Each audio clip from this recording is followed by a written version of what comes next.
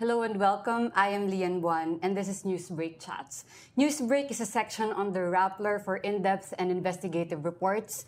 And Newsbreak Chats is where we go to talk to reporters who have just published these reports, and we will discuss with them how they put these reports together.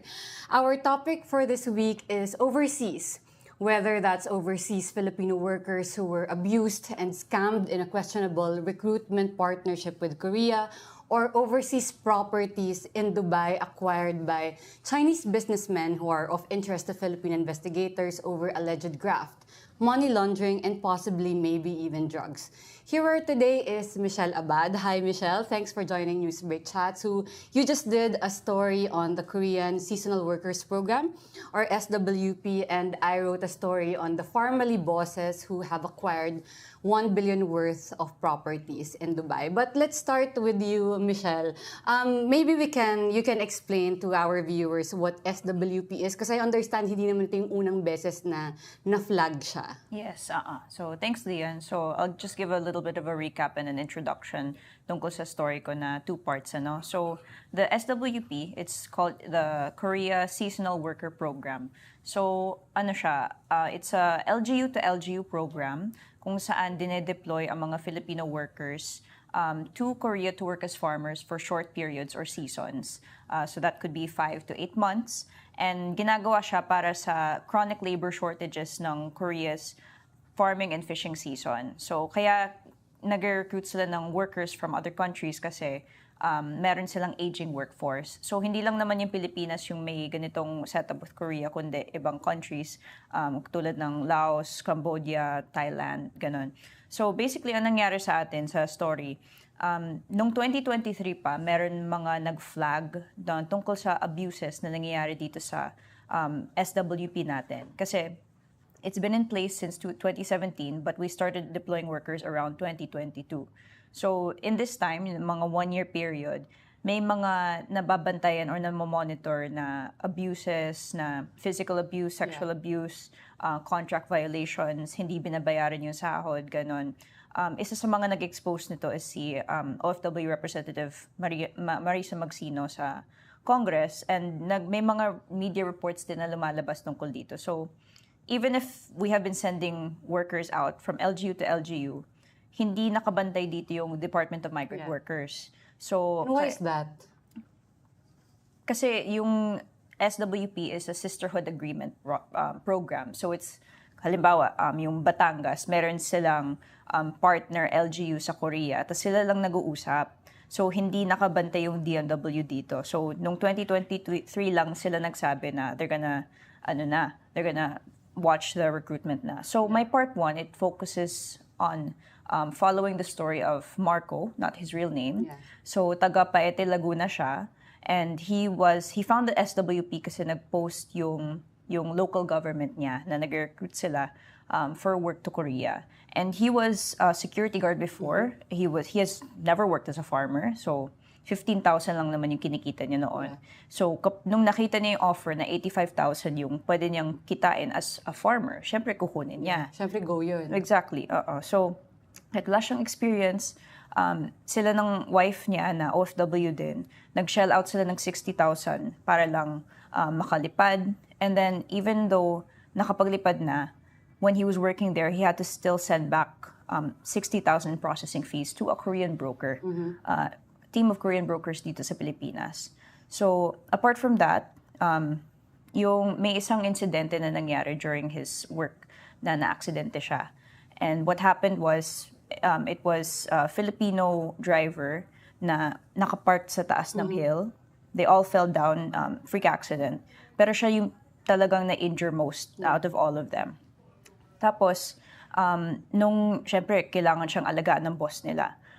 But there were some issues na hindi agad-agad siya nadala sa ospital kasi it was a difficult, an area that was difficult to reach. Mm-hmm. So, delayed yung treatment sa kanya, and then sabi pa ng supervisor sa kanya na you should tell a different story kapag nagtanong yung mga brokers dito sa Pilipinas. So the wife didn't like that, na pinapa-alter yung story, na it wasn't anybody's fault, it was just a freak accident, and the wife didn't like that it was ridding someone of accountability. Yeah. Syempre, since he was able to get treatment, but then, di ba, parang the wife wanted more, the family wanted more na, ano ginagawa ng LGU dito, they're the ones who deployed my husband. Allegedly, wala daw silang nakuha from the LGU. And of course, we couldn't ask about this case mismo sa LGU kasi baka ma-expose sila, di ba? So, yun, that's one story. And then, the second part naman, it goes to a scam, an illegal recruitment scam na ginamit yung pangalan ng SWP, pero it wasn't legitimate, di ba? So, this was a year in the making kasi we got this case and like they just got scammed na ang nangyari was they just trusted this recruiter na nakita nila sa Facebook. And it's important to note na itong mga OFW na to, they were OFWs before and they know the correct processes that would bring them outside legitimately. But they saw this and it was also a very good offer, 85,000 pesos or 100,000 pesos for farming work, allegedly. And itong recruiter na to, they were able to send like photos and videos of OFWs na pinadala nila before. So they believed them, they shelled out a lot. And then nung nagpunta na sila sa airport, palipat na sila dapat, kahit wala silang visa, they believed that they would get it there sa airport. And then wala, nag-ghost na yung recruiter. So yun, they were just left helpless, they took out loans, nakapagpaalam na sila sa ibang tao na aalis na sila, so napahiya sila. And then they applied for financial aid from the DMW. And they were waiting such a long time, at least para lang masabi sa kanila that they were qualified to get aid as illegal recruitment victims. Ang nangyari, nothing happened for many, many months.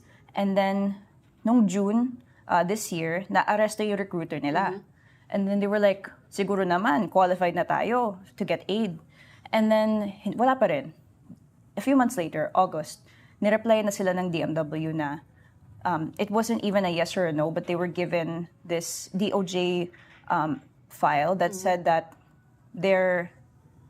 it was referred for preliminary investigation, yung case nila. And then sabi, it was insufficient evidence, kaya wala na silang complaint, allegedly. Which is strange for them. Was dismissed. Yes. Did they even file? They filed, pero it wasn't qualified nga to proceed. Eh parang sabi nila, is this the latest? Kasi this document na dismissed na yung complaint nila was in March. That was 3 months before the recruiter was arrested in June. So, nagtanong sila, wala bang latest update ito? And then sabi ng DMW through email, iyon na po yun, ma'am. So, it's weird, di ba, na the recruiter was being tried, ganyan. And then, we also were following up on their case na bakit ganito, ganyan. And the DMW affirmed na dapat bigyan sila. But it was still another month. And they were only able to get help really nung lumabas na yung storya.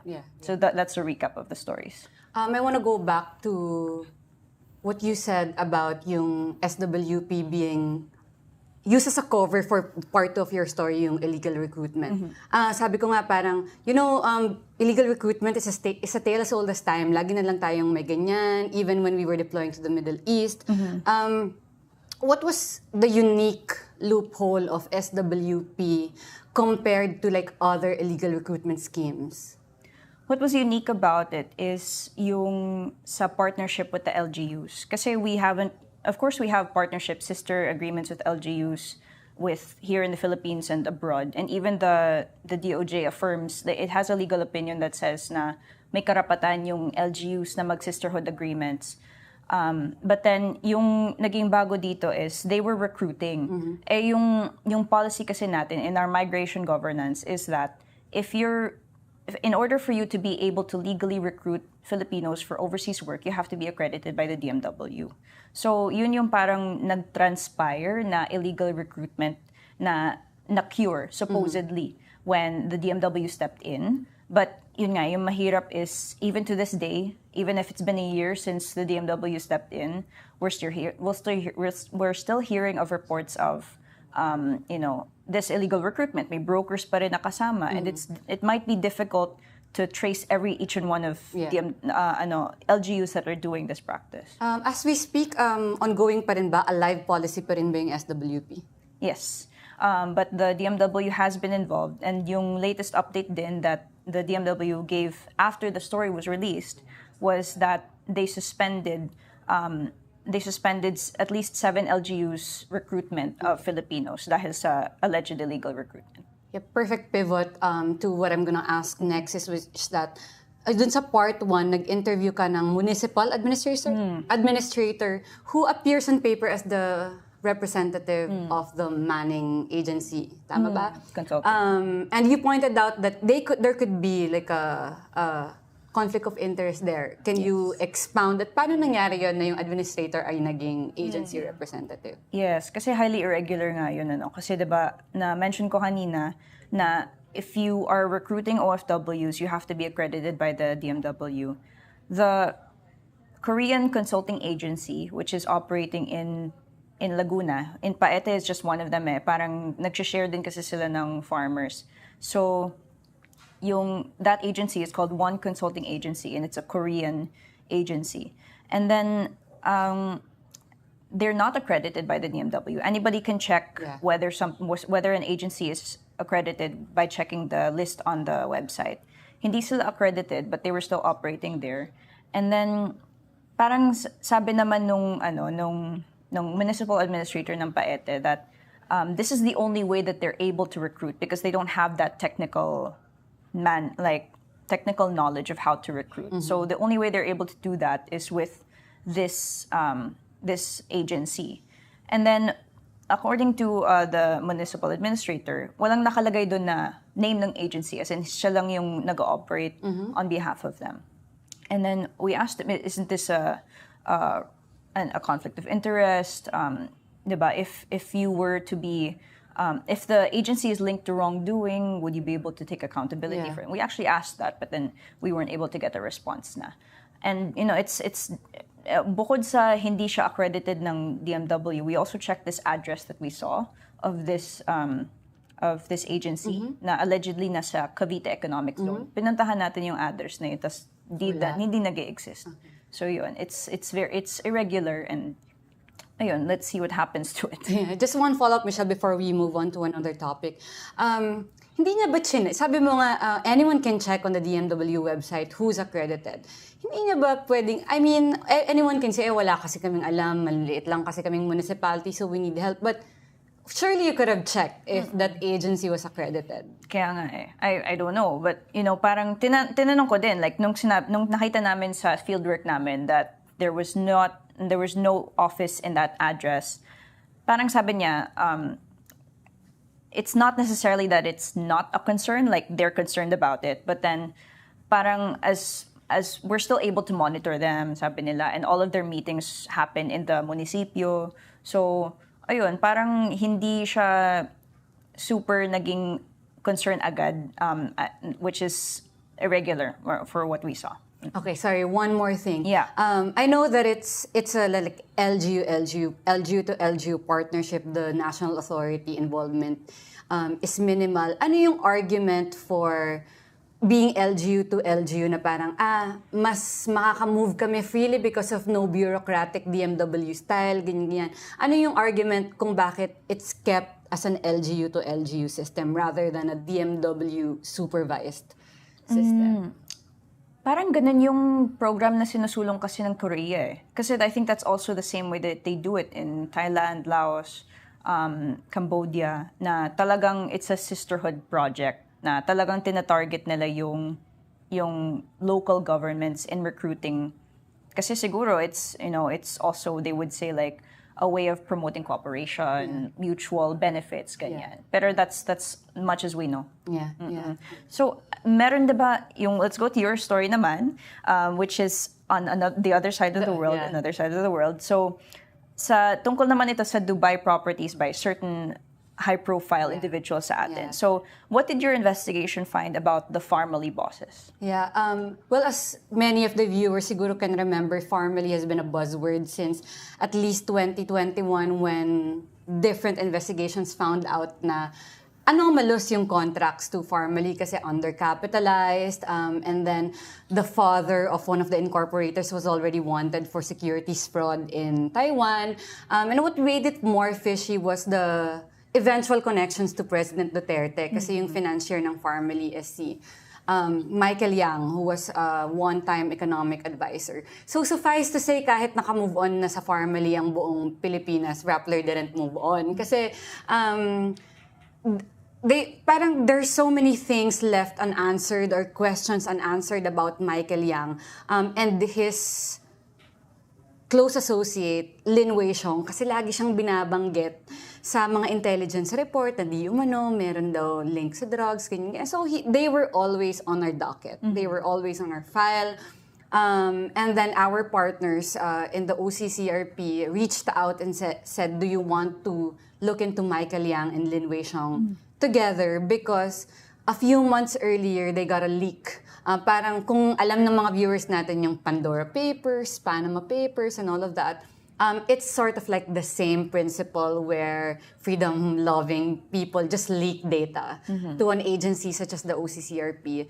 And including in this leak are acquisition records of Lin Weixiong buying 2 properties in Dubai worth 1 billion pesos. At red flag siya sa akin at yung partner natin sa OCCRP because it coincided in the years that they built Pharmally, earned so much from the government, earned off the backs of people who were suffering on the pandemic kasi pandemic supplier sila. So coinciding yung dates at yung period. Basically, the thesis of the story is after putting up an undercapitalized company, these people who have close links to the Duterte government get as much as 8 billion pesos in contracts na allegedly anomalya, sabi ng ombudsman. And then months later, go to Dubai and buy 1 billion pesos worth of property. At yung isa pa nga ay binenta nila at naka-profit sila ng 370 million pesos. So in the words of Congressman Ace Barbers, indication siya ng money laundering. Kasi ba kumita ka ng allegedly illegally dito, tas dinala mo sa ibang bansa. And again, what makes it interesting is that it's part of like a cross-border investigation kasi earlier, there have been some findings na sa Dubai talaga tumatakbo yung mga fishy and suspicious personalities, politicians, businessmen, kleptocrats. Sa Dubai talaga sila, kumbaga, nagpapakasasa after nilang kumita in questionable ways in their home countries. Okay. Tapos backtrack lang tayo, no? Kasi diba we're talking about these two, si Michael Yang tsaka si Lin Weixiong. Sino ba sila? Let's recap that. Sino ba sila? And anong pakialam natin sa kanila? No? Kasi, diba, like you said earlier, everybody has moved on from the Pharmally scandal in the pandemic, but we did not. No? So, why are we following them? And ano naman kung bumili siya ng property sa Dubai? So Michael Yang is a very interesting personality kasi he's been close to Duterte since at least the 90s. And for you to get a contract for one-time economic presidential advisor, di ba? Parang ang lakas mo naman, ang galing mo naman, parang ganun. And Duterte always seems ready to defend him. But okay, sure, people can have friends, people can have trusted businessmen, there's nothing wrong about that. What makes these two people continuously in our interest is that different authorities, number one, si Colonel Eduardo Asierto, and just recently, PDEA Chief Virgilio Lazo, say that nasa drug intel nila si Lin Weixiong at si Michael Yang. People around it deny, including Duterte deny. They deny that this intel is bogus, Asierto is a liar, and all of that. Lazo doesn't know what he's saying, ganyan-ganyan. But for them to crop up repeatedly in the statements of different authorities na nasa drug intel namin yan, that should be interesting to Filipinos, especially for the former president who says he hates drugs. Diba? Like, I hate drugs. I hate drugs. Drugs destroy my country. But why have these two people who crop up in intel reports, why have they not been investigated? So, kaya we think that they should be interesting or of interest to the viewers. Dun sa isang mong tanong na, ano naman kung bumili sila sa Dubai, pwede ka nga namang bumili kung mayaman ka, di ba talaga? You can do whatever you want with your money. The thing is, saan nila ba kinuha yung pambili ng villa na yon sa Dubai? And why is Lin Weixiong not here? He has been indicted for graft before the Office of the Ombudsman for being the financial manager of Pharmally. And okay, in fairness, to be fair, wala namang indictment si Michael Yang. But senators say he should have been indicted as well as Lin Weixiong in the Pharmally scandal. And he has the House Quadcom wants him. They want both Michael Yang and Lin Weixiong to face the Quadcom and answer all questions. Because in fairness, humarap na si President Duterte, diba? So, I think that should be of interest to any Filipino. Bakit hindi nila makontak or masummon? Same question. Well, they were able to leave the country in May this year. They left within days of each other in May this year. And that was when the Quadcom was already beginning to zero in on them. Mas naunang naging viral yung Senate flicks, to be honest, with like their Pogo investigation. But the Quadcom started way earlier. Siguro hindi lang ganun kalakas din yung buzz sa hearing nila. Maybe because there was a fatigue na parang Michael Yang na naman, ano ba yan, ganyan. So walang masyadong interest sa kanila during this time. But they were already being summoned.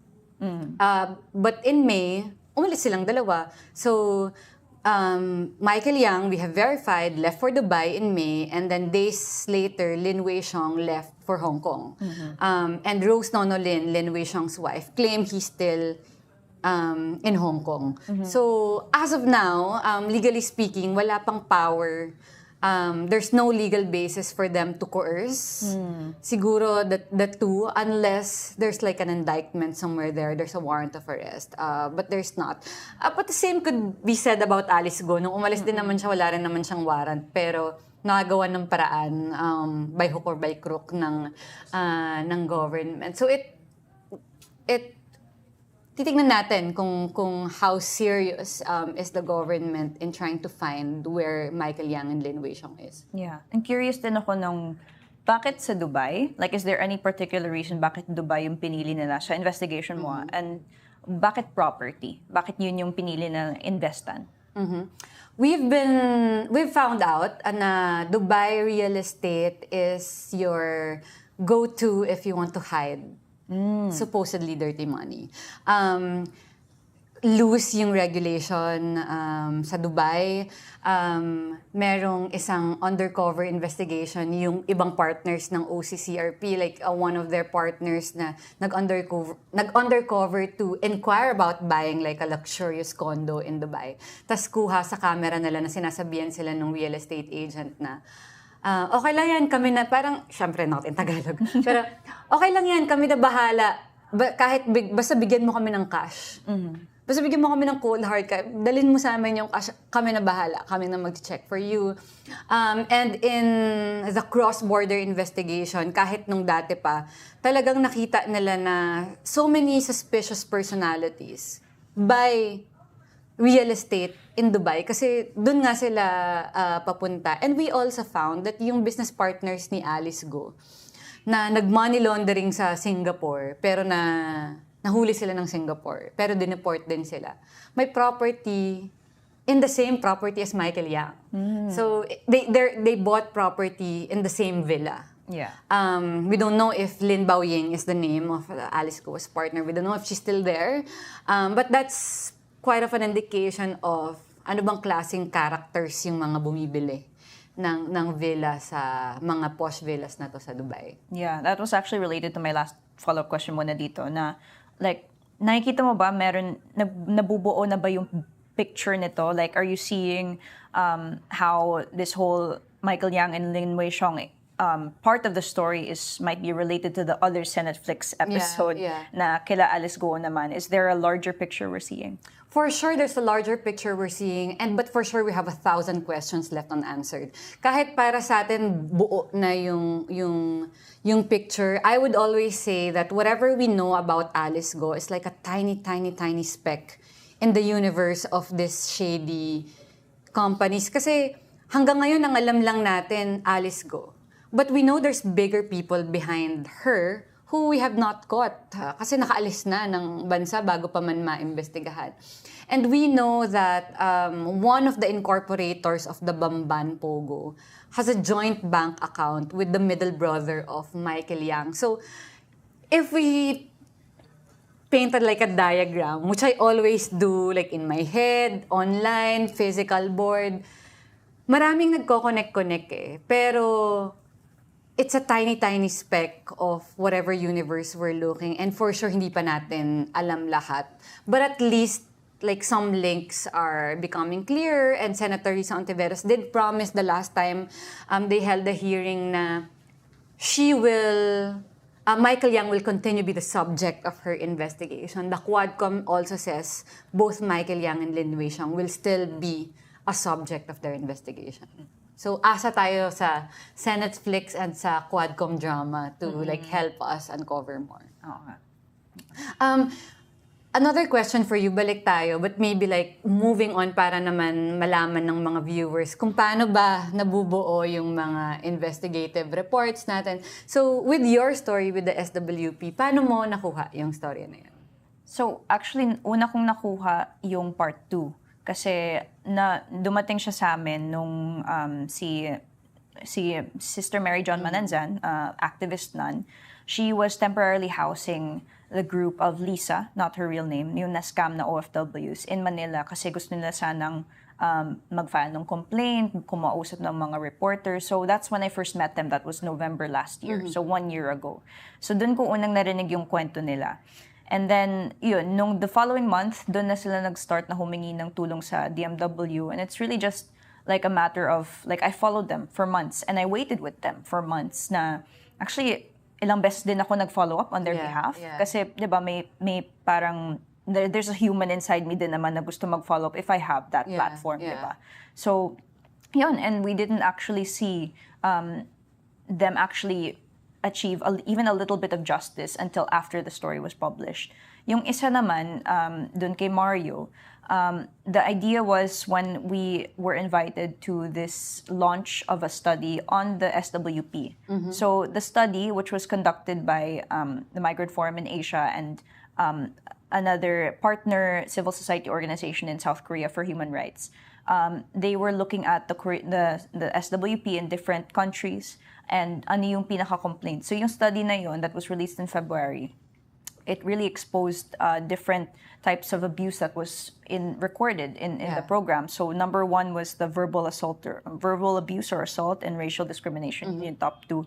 And then so nung binabanggit kasi dun sa launch of the study yung involvement ng LGUs, parang yung iba kong sources na analysts din, they were also approaching me and sinasabi nila, you should take a look at this. This is investigative work. And, di ba, parang what if may kumikita dito? Di ba? So, we wanted to look.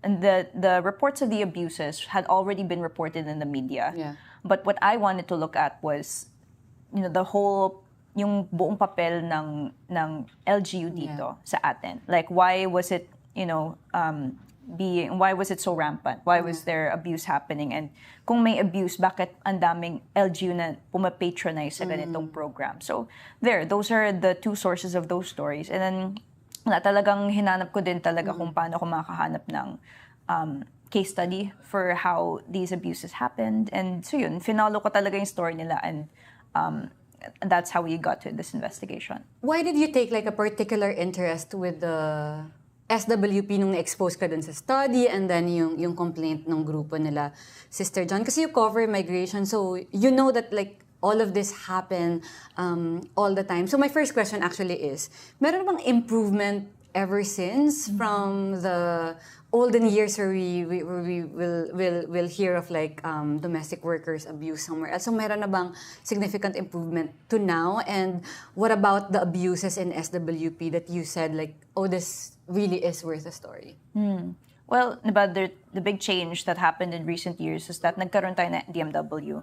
So to recall, the Department of Migrant Workers is our newest department here in the Philippines. It was created in end 2021, but it was really more operational na nung term na ni President Marcos.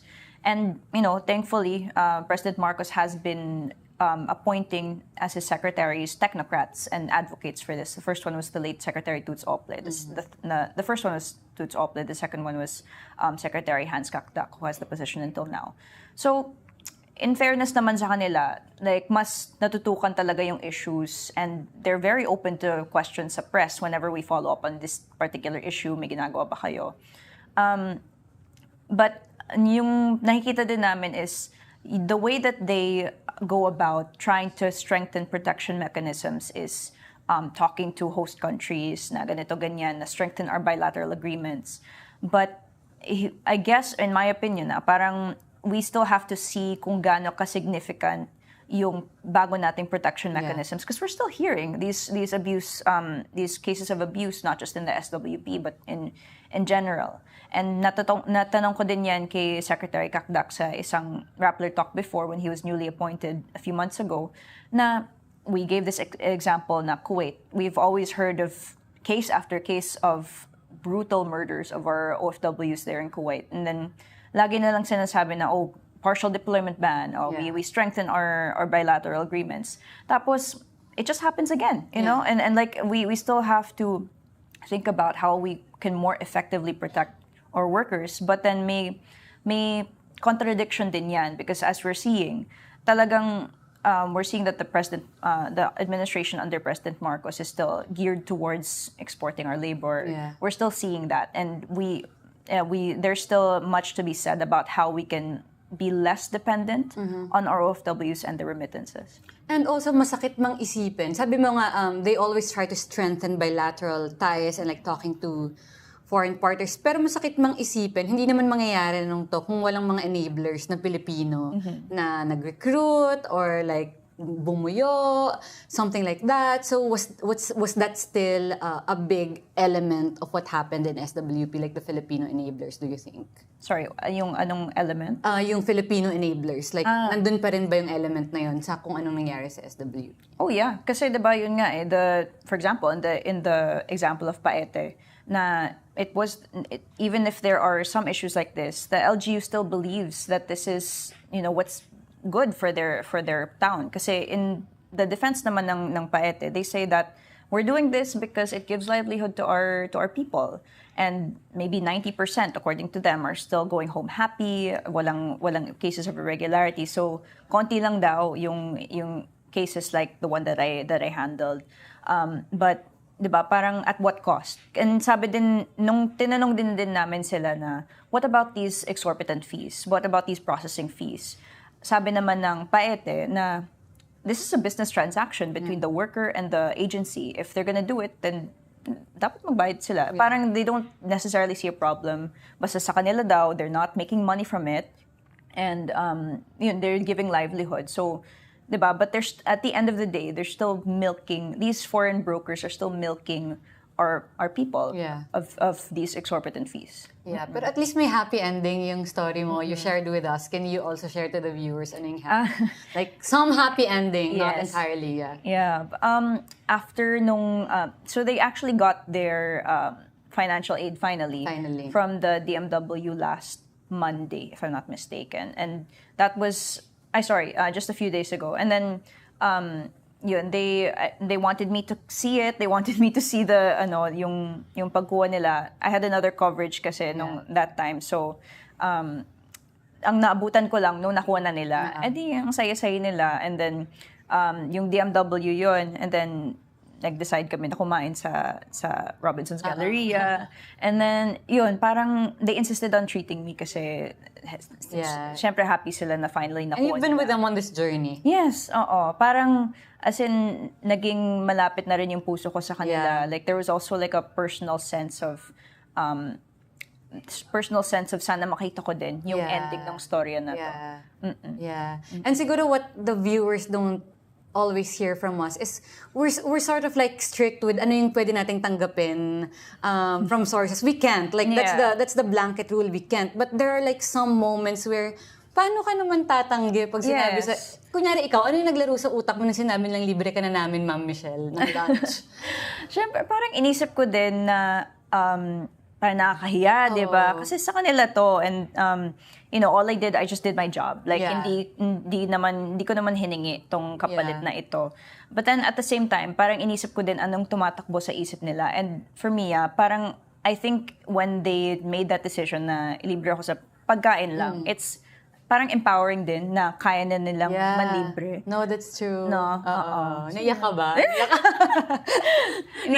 Masaya. Kasi as in, like, close din kami and happy din kami na nangyari yun. No, naaalala ko dati, like, nung mas bata-bata pa ako, may na-cover akong like bar passer sa Padre Faura. And then, the next year, siguro nandun, parang alam siguro nilang magko-cover ulit ako ng bar, ng announcement ng bar exams. Kasi yung pumasa, tsaka yung nanay niya, hinanap ako, tapos binigyan ako ng tinapay. Tapos syempre, my first instinct was, I cannot accept. Like, sorry, blanket rule, I cannot accept. Pero alam mo yung nasa initan kayo, tapos parang sinasabi na sa akin ng anak niya na, binili niya pa yan sa Robinsons din. Robinsons Ermita. Binili niya pa yan sa Robinsons, tanggapin mo na. So parang ko, thank you po. So like, sometimes you just gotta, like there are rules that, sige na nga, for once, and alam, yun nga, sabi mo nga, empowering din talaga sa kanila na, kasi sabi na parang, abogado na yung anak ko, kaya na kitang ibili ng tinapay, ganon. So yun, very heartwarming moments in our job. Yeah. And then, di ba, natanong mo ako about my happy ending, somewhat, partial happy ending, at least in the whole story. Ikaw ba, dun sa Dubai properties, alam ko marami pa rin tanong, but do we have any semblance of a happy ending there? I think we've said goodbye to a happy ending long before. Kasi whatever happens now, whether there's justice or accountability, wala na napagkakitaan na tayo, kumbaga. I mean, I think every Filipino will be triggered when you say face mask. Parang, magkano ba yung ginastos natin dati for face masks? Magkano ba yung ginastos natin for face shield pala, sorry, triggered tayo sa face shield. Kasi magkano ba yung ginastos natin sa face shield, tapos hirap na hirap pa tayo pumunta sa labas kasi nagpa-fog, like only to, tapos gaano ba tayo ka-triggered when we talk of test kits, diba? Na parang ang hirap niyang kunin dati. So, like happy ending has long been deprived of us, long before. And to add to the thread of thought na may Filipino enablers, yes, may Filipino enablers talaga. Siguro, moving forward, what we can just hope for is sana we learned our lesson. And we would be more vigilant and hold our leaders to account, and like, to really like never forget and never again let this happen kasi masyado naman, grabe naman. But yun, there's no happy ending for sure, but like syempre like umaasa tayo, positive tayo na lahat ng drama sa Quadcom or sa Senate, even the hard work of everyone around Senate and the House, like other law enforcement agencies, journalists, civil society, ay may patutunguhan. Vote wisely, not 2025 elections. But that's all the time we have for today. Thank you, Michelle, for joining us. To all of you watching this, please download the Rappler app, go to the Communities tab, and join channels where we can continue this discussion. For me, I am on the Inside Track channel. Michelle, where are you? I'm in the Overseas Filipinos channel. But there are also other topics there that you can join. So if you're a political geek, meron din doon. So this has been Newsbreak Chats. I'm Lian Buan, Michelle Abad. Thank you for watching.